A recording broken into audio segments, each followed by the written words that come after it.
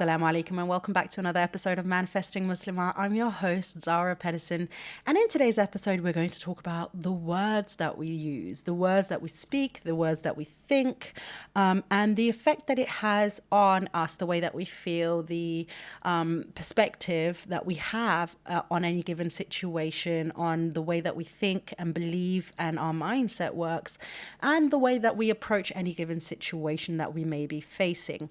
Now, just off the back of, or just at the top of this episode, I really want to make sure that I just kind of say and then come in with a little disclaimer that this is not about toxic positivity, that you can never say negative words in your life or anything like that, because that would mean that you're a perfect creature. And listen, I'm not saying that you're not a perfect creature, except I am, because none of us are perfect, right? So I'm not trying to attack you, but I'm just saying, like, keeping our expectations to a realistic standard. This is not about eliminating any and all negative self-talk. It's about becoming aware of it and correcting when you do become aware of it, and becoming more conscious of the way that you talk about yourself, a situation, about other people, things like that, okay? In this specific moment, it is more about ourselves, but of course, again, it can extend to other people as well, and the situations that you're in, okay? So that's just kind of like at the top of the episode, because I don't want to make this come off in a toxic positivity kind of way in any way, and I don't want you to think that this episode is about toxic positivity, because this is, again, as I said, not about being perfect. This is not about always being happy and always being grateful and no, we're not living in la la land. This is the reality, and things are happening all the time that can cause us to feel sad, angry, depressed, things like that. And it's not about eliminating those feelings. It's about being aware that even in those moments, that the words that we use affect the situation. Okay. So now that that has been said, if you have been working with me, if you're in my membership group, or if you've done one-on-one coaching or anything like that, you may have come across the fact that I will often correct your language, which I know sounds really annoying. Like, when I'm saying it out loud, I'm like, ew, who are you? That's so annoying, Zara, stop that.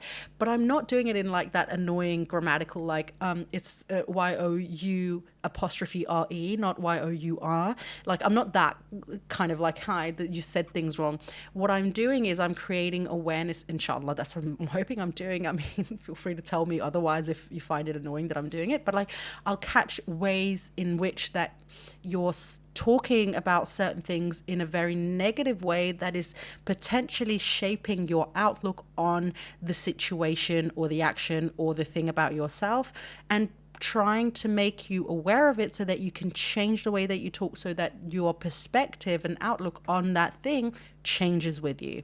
So I want to share a couple of examples of like words and stuff. So there's been studies done on this. So neurologically speaking, this is something that has been proven can affect us, can affect the way that we operate, our perspective, the way our brain works, the brain chemistry of everything. So this is not just some woo-woo thinking, maybe I'm right, maybe I'm wrong. This is like concrete, scientifically proven things. So lots of studies have been done. You can go and check out some stuff for yourself. But what some of the studies have proven is that that negative words release anxiety hormones and stress hormones in our brains. So basically, just speaking out words or thinking negative words creates a chemical reaction in our brains that will increase the production of stress and anxiety inducing hormones. That, to me, is so significantly important in this topic, because it is a direct, proven change how something as simple as us saying or thinking things in a negative way over and over again has an effect on how we chemically are, the way that we feel in our body. So anybody, like, and I dare say anybody who listens to this podcast have either had anxiety before or stress. And I'm not talking about suffering with anxiety, like having anxiety as a mental disorder. I'm talking about just general anxiety at this point, okay? Although having stress and sort of like that general sort of feeling of anxiety can eventually lead to having anxiety disorder or something to that effect, or panic disorder. So, but it starts somewhere quite often if it's not like a literal chemical imbalance in your brain. And that's just the way that your brain was wired when you were created. But you can go in and simply by saying certain things to yourself, to other people, you can affect the way that your body is reacting to the point where you can actually be harming yourself. Because we all know and understand that having elevated stress hormones is not helpful to us. In fact, it is so detrimental to our health and our brain chemistry and our mood that it literally can make us sick. Another study has also found that there's increased levels of anxiety in children who are associated with higher rates of negative self-talk. So that basically what they're saying is that the children who are associated in like a family with themselves, in groups of friends, whatever it might be, where negative self-talk is a big part of their everyday talk, then these children have higher rates of anxiety, which again leads to more stress, which again leads to more problems mentally, health-wise, so on and so forth. So studies have found and research has found that this is not just some woo-woo talk. This generally affects us as people. The words that we use, the words that we say to ourselves or to other people, or the words that we use to assess a situation changes directly the outlook we have on that situation, on ourselves, of other people. And that matters greatly. And it doesn't just matter in terms of ourselves and looking inwards and it increasing stress and anxiety hormones and the way that we generally feel in our health. It also changes our way that we think about a situation, the perspective with which we view any given situation. So if we keep saying to ourselves, you know that, oh my God, I'm going to just interrupt myself here. That annoying saying, and I agree that it's an annoying saying, whether you think or can or you think you can't, you're right. I think it's an annoying saying. Maybe you disagree with me, but I think it's such an annoying saying because it's so annoyingly true and it's so annoyingly annoying. Can I even say that? I just said it, so there we go. But it's so true because our thoughts also wire us to either win or fail. Our thoughts and the way that we speak about certain things and the way that we think about certain things can wire us to either succeed or lose because it changes our perception of the thing. I saw this quite a lot when I was doing personal training, fitness training for women, when I would ask them to do a specific exercise. The women who were just like, oh, that looks difficult, but wow, that looks so much fun or whatever. Like they had like a positive spin on it. They might fumble a little bit to begin with, but they get it really quickly. And the women who are like, oh no, and I'm really going to struggle with, I don't know, my balance is this, my da, they would fail because they already believed that they couldn't. So they, told everything in their body, their brain first and foremost, which then tells every other signal and cell in the body, yeah, we're not going to do that. That is not going to happen. So it's not going to happen. It's the same thing that we see with somebody saying, I can't do that. And then they kind of give it a half-assed effort. Like, I don't know, you've probably, I'm trying to think of like anything right now. You tell somebody, hey, can you do that? And they're like, I don't know how to do it. And then they give it a half-assed effort and then they don't do it or they do it halfway. And then you're like, you could have done it better. You didn't even try. Like you can see it from the outside, like you didn't even try because everything in them has already given up, right? So it changes even the way that we take action or not taking action on something because we've already wired everything inside us, neurologically speaking, to either go with us or work against us. And this is why it matters so, so incredibly much. Now, I'm going to use an example from a hadith. I can't remember the exact hadith, but you'll know it when you hear it, I'm sure, where Allah subhanahu wa ta'ala says that I am to my servant what my servant thinks of me. And this, if you didn't trust the science and the studies and the research, trust Allah. Because this, I believe, is the most significant way in which Allah has told us that our thoughts matter, that our thoughts also affect the reality that we live in. It doesn't mean that our thoughts are creating our reality. It means that it is shaping what we choose to see and experience. So at any given moment, a person can fall. And yeah, it might hurt, but they'll be like, whatever, and then they'll dust themselves off and continue moving. Or a person can fall and they'll be like, I've just already had such a bad day, so I'm going to let this get to me. And so I'm going to feel it even more. I'm going to stay in the pain. I'm going to start limping a little bit, and I'm going to be grumpy and moody the rest of the day. Darlings, I know none of this is strange to you. You've experienced it before. And if you think you haven't, you need to stop getting in your own way here and stop resisting what I'm trying to put down here. We've all been there, where our mindset and our thoughts can literally prevent us from seeing a situation then exactly the way that we want to see it in that moment. And sometimes we just need help to sort of like snap ourselves out of it. This is like, sometimes it can be to the effect of like, you wake up and the first thing you do is you stub your toe when you get out of bed or something. And then immediately you think to yourself, I'm going to have a bad day. And so now your brain is focusing on, I'm going to have a bad day. So it's obviously already going to increase the stress and anxiety hormones in you. But what it's also going to do is it's going to focus on everything that can go wrong. So even if it's something that happens every day, you're going to look at it with even more scrutiny that day, because you've already wired your brain to think this is wrong. So even if the bus is always late, the fact that the bus is late today is going to count even higher on, this is why today is a bad day and it's not my day. And it's just going to be another like, see, universe, see God, see people around me, see, I'm having the worst day ever and I'm so annoyed, right? And you're going to continuously look for the proof of that. You're going to continuously look for the proof of that. What's it called? I've mentioned it once before. I'm going to Google it. The reticular activating system. Yeah, reticular activating system in the brain that works as our filter, and that's what that does for us. So, and this is the part of our brain that we're going in and activating with the talk that we see, that we say, the talk that we think to ourselves, the way that we speak to other people or about certain situations. We're subconsciously, activating our reticular activating system, and then it goes in and filters our reality so that it matches up with that thought, with that belief.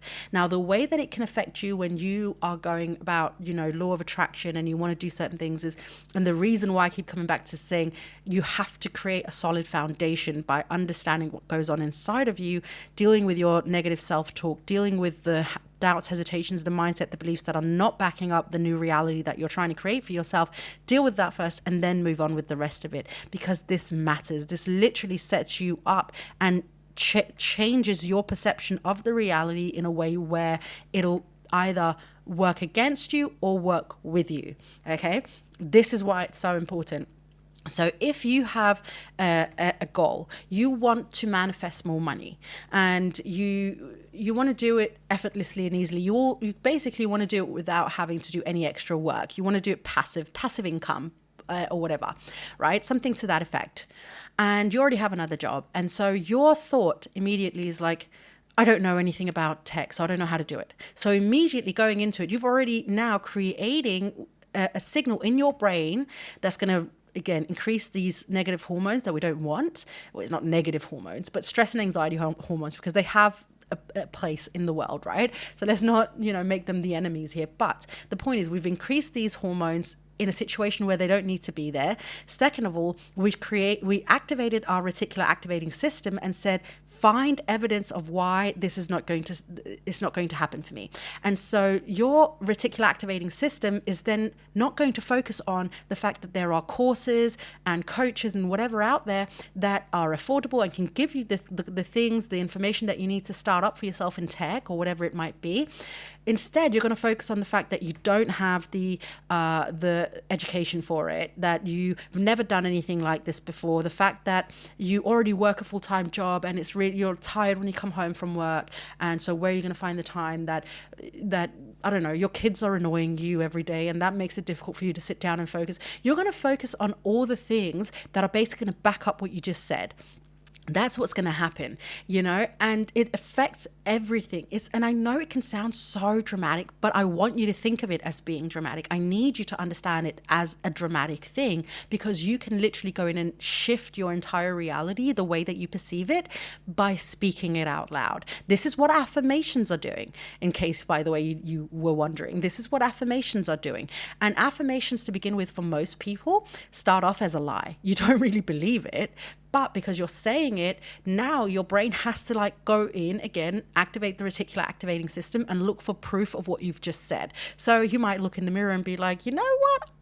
I like the way that I'm dressed today. Or you feel a little bit better, or you'll notice that somebody gave you like a lingering look or something, or somebody's going to come up with a compliment and be like, wow, you look really great today, or whatever it might be, whatever the affirmation was, and whatever the reality is. And little by little, the reality is going to change. So it's not an immediate shift. Of course it isn't. It's not like that, like you're just stuck with it immediately after you've said your words. But remember that every time you do it, you're activating that little filter inside your brain that then goes in and says, we need to find proof that this is the reality for me now, because I have said that and I'm thinking that on a regular basis. And the more you do that, the easier it is for your brain to find that proof, because it knows how to find that proof. It knows what to look for and what not to look for. It knows how to activate it inside of you so that you're ignoring things that are helpful and could change and shift your reality, and maybe even to the point where it's affecting your mood in terms of the right opportunities are coming, you're seeing the things, but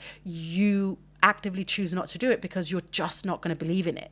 So that it changes your belief system entirely to the point where you then stop taking the actions. Okay, this is why words are so important. And especially in my membership group, I know it sounds so annoying, but I'm so diligent with it. I think, at least, that when anybody in the membership group says oh, I'm just so broke right now, or I'm so lost, or using words like that, let's be real, is so everyday phrasing. This is the way that all of us speak. It's nothing new. It's not like they're saying something that is out of this world. We're just so used to speaking this way, but it's creating a reality. It's creating a perception of the reality that we're living in that then has to reflect back to us, right? And so when I see that, I'm saying, no, you just haven't met the goal yet. So it's not that you're broke, it's that right now money is a bit tight, but alhamdulillah, you're not broke because you're still eating, you can afford to be in the membership, so clearly you're not broke. You can afford certain luxuries, right? So changing the perspective to say something different. So let's talk a little bit about this, because how do you then go about changing this negative self-talk? Because as I said at the top of this episode, this is not about toxic positivity, because it's not about you never being able to think a negative thought, but it's about you reframing the thought. So while it can still not necessarily be the most positive thing, we can frame it in a way that it is more helpful to us than damaging to us. So again, using the term of people saying I'm so broke, or I have no money, or this is something that I hear a lot of people say in general, right? Instead of saying that, you say, I'm on my way to learn how to make more money. I don't have the income that I would prefer to have right now, but I'm looking for opportunities to increase that. So do you see what I'm doing here? I'm not necessarily changing the facts of the matter. The fact of the matter is that you don't have the money that you would like to have. Right? But instead of just leaving it at that, you're opening it back up again, and you're saying, however, you're putting a little but in there, and you're just saying, but I'm working on it, or I'm applying to jobs, or I'm doing certain things, or that this is going to change. This is not my reality forever and a day. So you're basically going in and you're looking at the situation, and while you're acknowledging the fact of the matter, whatever it might be, you're also opening it up. Let's take another example. There's a person, you don't like this person because somebody told you this person is an idiot or whatever, call it whatever. And so you in your mind have these thoughts about this person not being a good person, or being an annoying person, or whatever it might be that this other person told you about them. And so instead of just being oh, I don't want to meet this person, whatever, you can go in and you can say, I'm going to be a little bit on guard with this person because I have been told some things, but I'm going to go in with an open mind and see what this person has to offer. Again, it's not that you go in and you ignore all the warning signs or whatever, but it is basically you shaping the reality so you don't go in and you're a closed off person. It could be with yourself. The amount of self-talk, negative self-talk we have about ourselves, probably the one place where we have the most negative self-talk, right? I'm so stupid. I'm not smart. I'm not pretty. I don't weigh enough. I weigh too much. I'm lazy. I'm a failure. I married the wrong person. I haven't been married yet. Whatever it might be, we will put all the negative self-talk on us the most. Like, we are our own worst enemies at the best of days, right? So this again is such a brilliant way. Let's take weight loss, for instance, because this again is such a huge topic and very popular. Is instead of saying, oh, I'm so fat and disgusting, or I'm so fat I'm worthless, or I'm not beautiful because I'm fat, or whatever the negative self-talk is, you can say, I love my body, it's carrying me through life, but it's not the way that I want it to be, and I know I can look after it in a better way, and I'm working on that right now. Or even if you're not working on it right now, you can say, I know I'm not working on it right now, but eventually I'm going to get to this. And so I'm going to change it. So again, it's opening up the perspective of it so it doesn't end in a negative. You don't want to end it in a negative place. You want to open it up so that it has the opportunity for you to open your mindset and the perspective and looking at it as oh, okay, it's not set in stone. Like, this can change, this can be molded, this can look different. But right now, while I might not appreciate it, I can also appreciate that I could at any moment choose differently. I can go in a different path. I can do things differently. So that will create a different outcome for me. And you want to speak that into your existence because it opens the door and leaves the door open for you for when you want to go in and do those things. And instead of you being like, I'm just fat and disgusting, instead of going into a weight loss journey where you're saying to yourself you're fat and disgusting, and then not being able to appreciate the fact that you're doing more to look after your health, maybe you're moving more, maybe you're eating a little bit less, maybe you're whatever it might be, that you're saying, wow, look at my body is so able and I feel strong and fit. And that's the kind of talk that's going to keep you motivated and keep you going, instead of saying I'm so fat and disgusting and ugh, I hate my body. And that's not the kind of talk that's going to continuously keep you motivated throughout that journey, because it can be miserable at times, right? So make sure that you say things that are going to keep you motivated down the journey. So that's the way that I would argue like is the best way, because again, as I said, this is not about toxic positivity. This is not about you saying I can never think negative thoughts ever again, but it's about catching yourself out, recognizing how much negative talk you're actually doing, whether it be out loud to people, about other people, or about yourself, and start course correcting a little bit. Just a little bit from time to time. I do this so often. I'm pretty sure I've done it in the podcast a few times. I definitely have done it on calls. I've done it like when I'm speaking to people like in person, where I'll say something like, oh, I'm just so stupid. And then I immediately now go, and it's become such a reflex to me that I go, no, I'm not stupid, but I just feel a little bit stupid about this because I didn't get it immediately. And I'll say these things out loud. Like, if I'm having a conversation with you, I'm saying something self-deprecating like that, I will out loud, and you will hear me say it, give all the reasons why, while I feel that way, it is not the truth. So I'm constantly opening the door. So I'm not saying that I don't feel stupid, or that moment didn't make me feel less intelligent, or whatever it might be. But I'm also recognizing and accepting and making it known that is not my reality, and that's not how I view myself. In fact, I view myself as a very intelligent person, but sometimes I can be a little bit slow at catching on some things, or some things are just much harder for me to learn than other things, or whatever it might be. And so I constantly will say these things again, as I said, like, oh, I'm stupid. No, I'm actually not stupid. I'm actually quite an intelligent person, but it's taking me time to learn this, and it's frustrating me. So it makes me feel like I'm stupid, even though I'm not. But that's just how I feel right now. And again, I say this out loud because I need to affirm it to myself, and I need to make sure that I keep the reticular activating system in my brain open to the fact that at any minute I need that to filter out the reasons that tell me I'm stupid or dumb or whatever, not intelligent, and open up the ways where it says, no, you're actually really clever, or no, you're actually quite an intelligent person, or no, you're just still learning, and look, all of the new things that you've learned in the last year or whatever. That's what I want to do. I want to nurture that part of my brain, so I'm constantly being fed positive things even when I'm feeling something negative. So again, this is not about you never feeling something negative. It's about you not getting stuck in the negative. That's what it comes down to ultimately, because the way that we talk to ourselves and out loud can basically determine whether or not we're going to be stuck in something, or if we're going to be able to take that thing in like a negative thing and move it onto a positive thing, or whether or not we're literally going to be stuck in that negative thing, in a negative cycle that we really don't want to be in. And that's what your talk can do to you. And again, I'll come back again towards the end here of the episode and remind you of the beautiful reminder that we have from Allah subhanahu wa ta'ala in the hadith. I am to my servant as my servant thinks of me. Oh, that was a big old shake, Agua. I am to my servant as my servant thinks of me.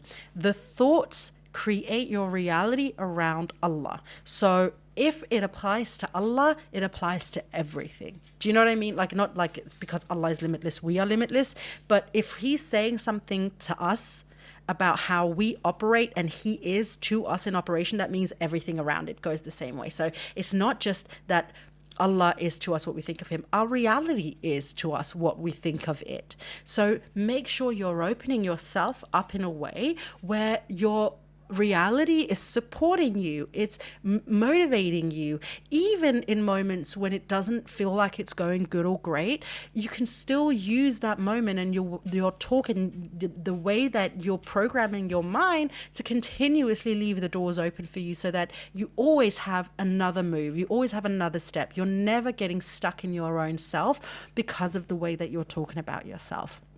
Okay, my darling, I think I've said what I needed to say about this. If you would like to, and you're really struggling with this, I would actually recommend to you that you check out my Belief Breakthrough course.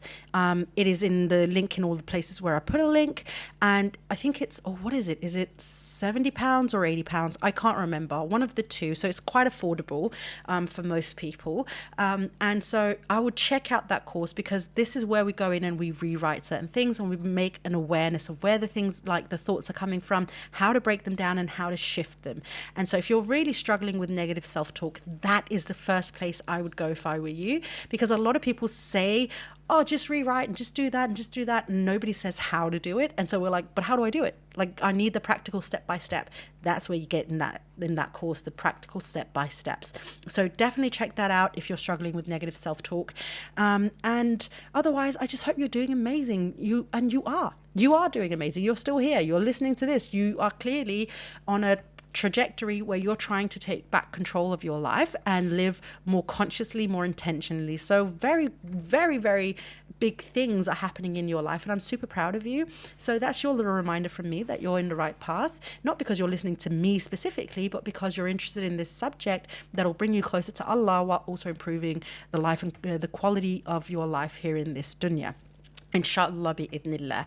All right, my darling, I will love you and leave you, but until next time, please don't forget to live in love.